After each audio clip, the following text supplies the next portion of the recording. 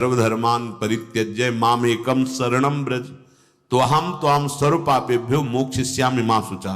तो आज तुम सत्संग सुन रहे हो, कल से पीछे जिंदगी में जो कुछ हुआ तुम चिंता मत करो, उसका शोक मत करो, अब तुम नाम जप करो, सब ठीक हो जाएगा। अहम त्वाम सर्व पापेभ्यो मोक्षयिष्यामि मा शुचा। मेरे स्वामी कह रहे हैं, उनके लिए कोई दुर्लभ बात है क्या? बीती हुई बात को लेकर शोक करना वर्तमान के समय में मानो समय बर्बाद करना है। अरे पीछे तो गलती हो ही गई, अब हम इस समय को उसके चिंतन में बर्बाद। राधा राधा राधा राधा राधा। वर्तमान समय हमारा भगवत चिंतन में जाए, ना कि पीछे की बातों के चिंतन में। और आगे की बात कहीं ऐसा ना हो जाए, कहीं ऐसा ना हो, नहीं, वो गलती थी, हो गई अज्ञान की धरा में। अब हम भगवान की शरण में हैं, सत्संग मिला है, अब हम वो दोबारा गलती नहीं करेंगे और भगवान हमारे सारे पापों को नष्ट कर देंगे। उनके वचन कभी मिथ्या नहीं होते। इससे उन्हीं के बल से कहते, आज से पीछे की बात छोड़ो, तुम आज संभालना शुरू करो। और बड़े बड़े ब्रह्म ऋषि, बड़े बड़े महात्मा बन गए। ऐसे लोग जो हिंसक थे, ऐसे गलत आचरणों में थे, संतों का संग मिला तो महान बन गए। हम उसी इतिहास, उन महापुरुषों के वचन और उनकी कृपा का जो कुछ अनुभव गुरु जी के प्रताप से हुआ, उसके बल से कहते हैं तुम निश्चिंत रहो, कोई चिंता नहीं। और ये स्वभाव बना रहता है।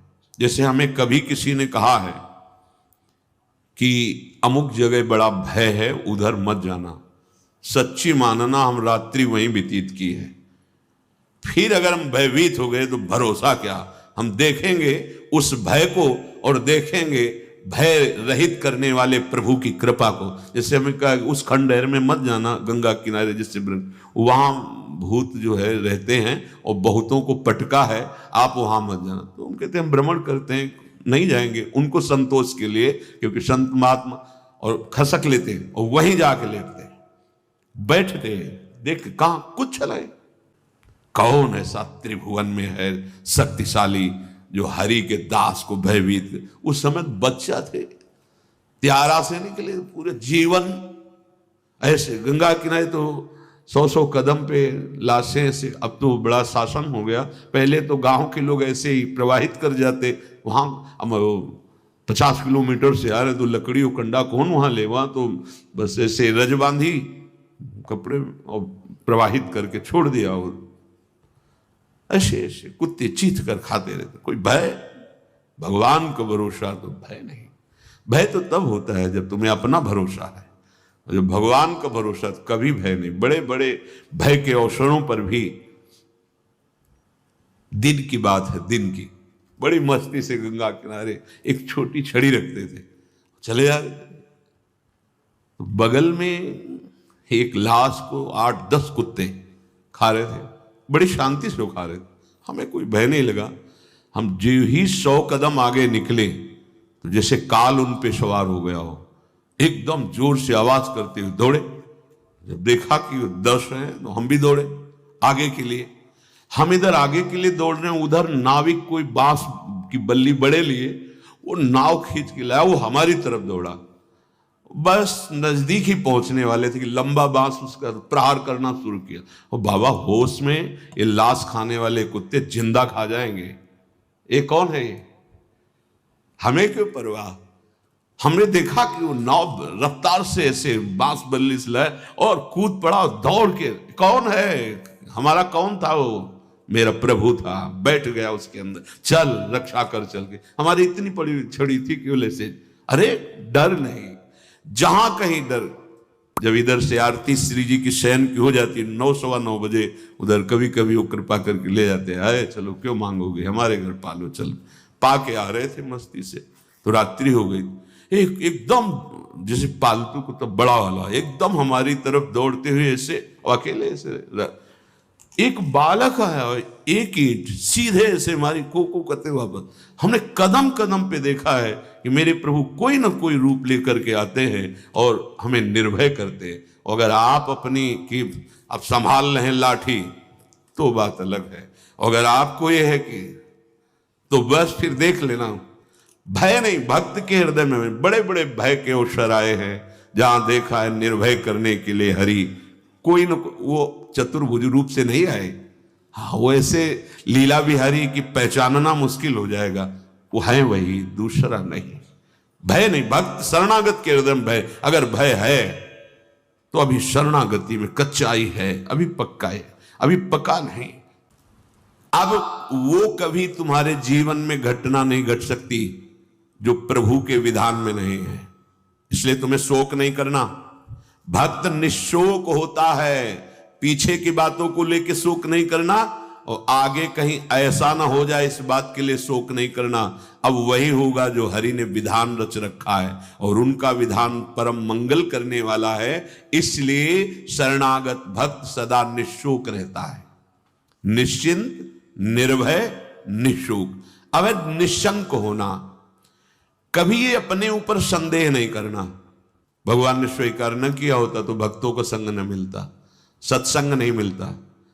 अम्मुभा भरोस हनुमंता, बिनु हरि कृपा मिले नहीं संता। जो प्रभु मोहि अनुग्रह कीन्हा, तो तुम्हारी दरस हठ दीन्हा। विश्वास करो, अगर वो कृपा नहीं करे होते तो वृंदावन में प्रवेश नहीं कर सकते आप। वो कृपा न करे होते तो आप एक बार भी राधा सुन नहीं सकते। बहुत ही ये पराविद्या एकांतिक है, राधा नाम द्वेक्षरा पराविद्या। बड़ी कृपा है हमारे स्वामी की। निशंक भक्त होता है, शंका अपने शरणागति पे कभी मत कीजिएगा। हम अयोग्य, हम अपराधी, ये सब थे, पर अब तो हम प्रभु के हैं। अब हम नहीं शंका करेंगे, आप तो जैसे हैं वैसे अपने प्रभु के हैं। प्रभु ने मुझे स्वीकार किया, मैं प्रभु का हूं। मेरा प्रभु से अनादिकाल से सिद्ध संबंध है। ममैवांशो भगवान बोल रहे हैं। तुम ही चूक कर रहे थे, दूसरों को अपना बोल रहे थे। आज वो चूक सुधर गई और बोलने लगे मैं श्यामा श्याम का, श्यामा श्याम मेरे। अब कोई शंका मत करना। हम अपनी मूढ़ता से युक्त होने के कारण भगवान से विमुख हो गए थे। सत्संग से विवेक प्राप्त हुआ, मूढ़ता का नाश हुआ, तो वही जिनके हम थे उन्हीं की स्वीकृति कर रहे हैं कि वो हमारे हैं, हम उनके हैं। कभी ये मत सोचो कि प्रभु ने माना है कि नहीं माना मुझे अपना। आपको नहीं सोचना है। आपको सच्ची कह रहा हूं, अगर वो अपना ना माने होते तो कदम नहीं चल सकते थे, कदम नहीं चल सकते। बहुत कठिन है प्रपंच से विलग हो पाना। तुम्हारा जो समय धाम में, सत्संग में, नाम में, या वहां भी रहकर नाम जप कर रहे हो, ये प्रभु की कृपा का है।